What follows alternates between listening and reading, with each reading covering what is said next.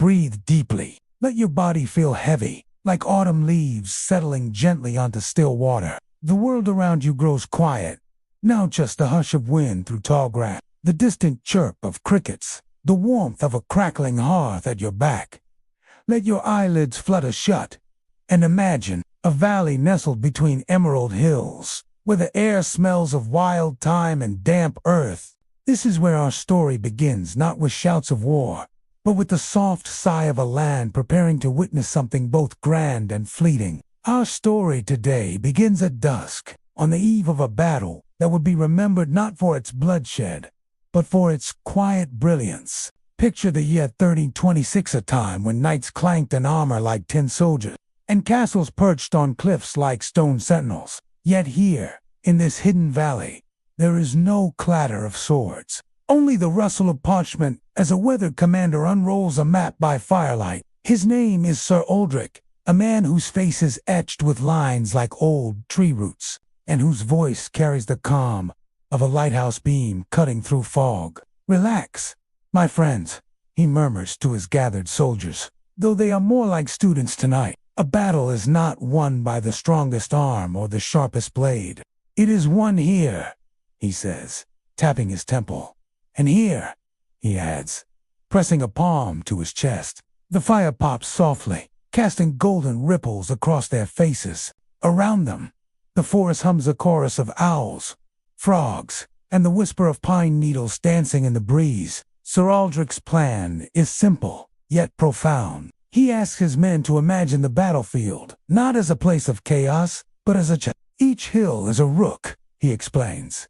Each stream a pawn. Move them wisely, and the king falls without a fight. The soldiers lean closer, their breaths sensing with the rhythm of his words. They visualize the terrain. A narrow pass flanked by thick woods, a meadow dotted with boulders like sleepy giants, and a river curving lazily beyond a silver ribbon under the moon. Now, listener, I want you to picture this landscape too. Feel the cool grass beneath your bare feet as you walk the perimeter of the camp. The air is crisp, carrying the scent of juniper and smoke. A gentle wind brushes your cheeks, as if the earth itself is sighing in contentment. Above, the sky melts into hues of lavender and indigo, stars blinking awake one by one, like shy fireflies. Let your shoulders drop.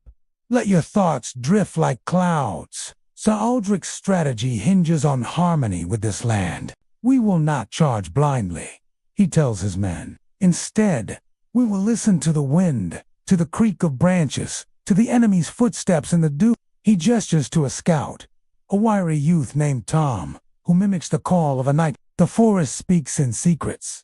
Aldrich smiles. Learn its language, and it will shield you. The soldiers practice their signals.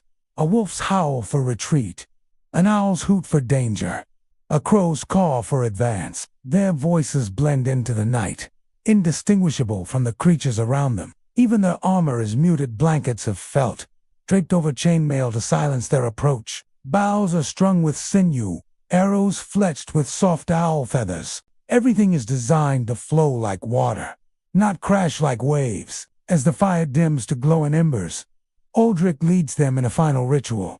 Each man kneels, pressing a hand to the soil. Give thanks to the land, he instructs. It will bear our footprints tomorrow, so we must honor it. The soldiers close their eyes, feeling the earth's steady pulse, a rhythm older than kingdoms. Some feel tears prick their eyes. Others smile, imagining their ancestors nodding in approval. When they lie down to rest, cloaks pulled tight against the dew, the night wraps around them like a velvet shroud. Crickets chirp a lullaby, and the river hums a low, endless song. Even the wolves beyond the tree lines seem to howl in harmony, their cries echoing like distant bells. Sir Aldrich sits apart, whittling a piece of yew wood into a charm shaped like an oak leaf. Victory, he murmurs, belongs to those who wait. And now, dear listener, you may feel your own breath slowing, matching the cadence of this tranquil night. The weight of the day melts away,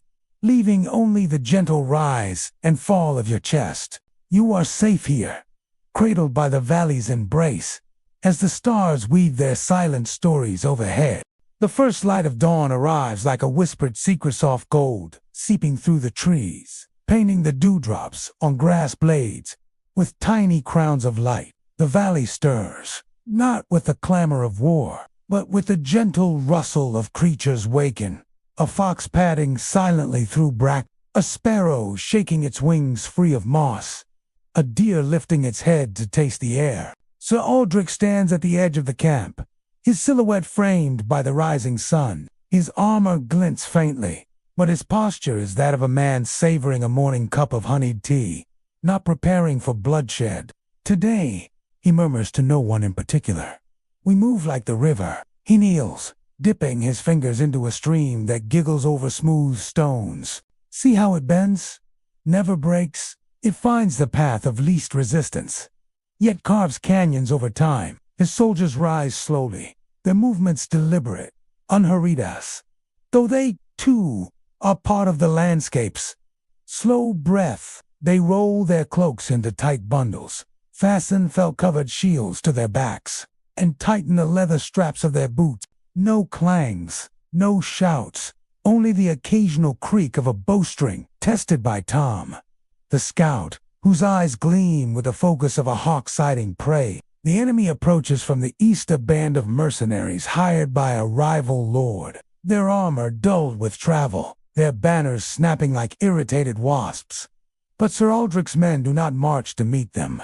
Instead, they vanish. Trees swallow them whole. Boulders seem to sprout arms and legs as soldiers press themselves into shadows. Even the horses are led away, their hooves muffled by blankets laid across the forest floor. The valley grows still, as if holding its breath. Now, listener, let your mind drift with the fog that rolls in from the river. Imagine its cool fingers brushing your skin, carrying the scent of wet earth and wild mint. Feel the warmth of the sun on your back, a steady hand guiding you deeper into calm. The battlefield becomes a tapestry of stillness. Birds flit between branches, their songs weaving a net of serenity. A butterfly alights on a spear shaft, left leaning against an oak. Even the wind pauses, as though reluctant to disturb the quiet. When the enemy arrives, they find only emptiness. Their leader, a brusque man, with a scar splitting his brow, squints at the horizon. Where are they? He growls.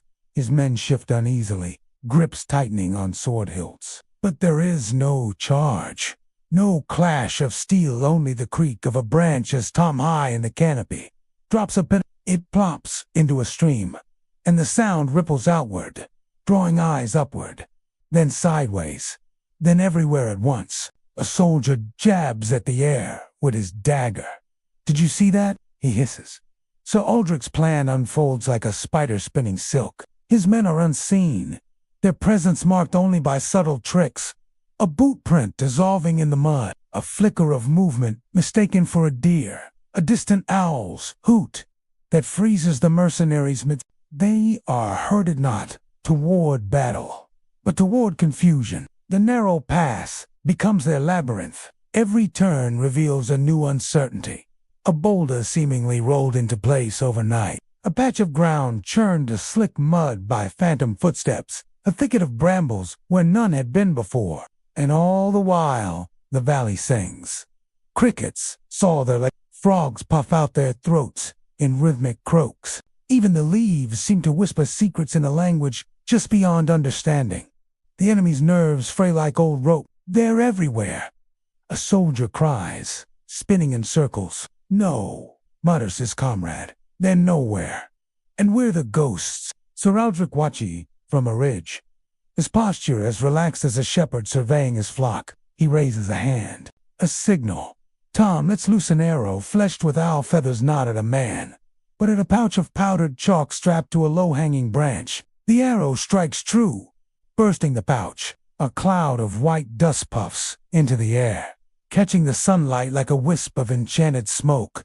The mercenaries gasp. One falls to his knees, crossing himself. Witchcrafts, he whispers, but it is not magic. Listener, it is harmony. Every element of the plan has bent to the land's will. The river, diverted by stealthy hands in the night, now cuts off the enemy's retreat. A hidden trench dug and camouflaged by Aldrich's men, swallows the feet of those who flee. And always, the forest murmurs its approval, branches creaking in approval, roots tightening to trip the unwary, moss softening the fall of those who surrender. By midday, it is over. Not a single life lost. The mercenaries, disarmed and bewildered, are led gently toward the border, a procession of weary men, guided by silent figures in felt-covered armor. As they depart, one soldier turns back, staring at the valley as though it might vanish like a mirage. "How?" he asks Tom, who merely smiles and plucks a pine needle from his sleeve. "You didn't listen to the land," the scout replies. "We did." Back in the heart of the valley, Sir Aldrich kneels once more, pressing his palm to the earth. His men follow suit, their gratitude wordless but profound. The wind stirs, carrying the scent of rain and wild thyme. A single raven croaks from a treetop, its shadow flickering across the grass like ink spilled from a quill. "Listener, let this be your lullaby now." The ravens cry, the rustle of leaves, the distant chuckle of the river. These, your breaths grow deeper, slower, as though you, too, are sinking into the valley's embrace. The weight of your body becomes the weight of the land itself, solid, eternal, at peace. As twilight descends, the campfire glows anew. Stories are shared in hushed tones, laughter rising like smoke to tickle the stars. Sir Aldrich carves his oak leaf charm into a smooth piece of yew wood, handing it to Tom with a nod. "For listening well," he says. Around them, the night deepens, crickets weaving their endless song, the moon rising like a silver coin dropped into the black velvet of the sky. And you, dear listener, drift with them. The valley's calm seeps into your bones. You are safe here, beneath the watchful stars, wrapped in the silence of a battle won, not with rage, but with reverence.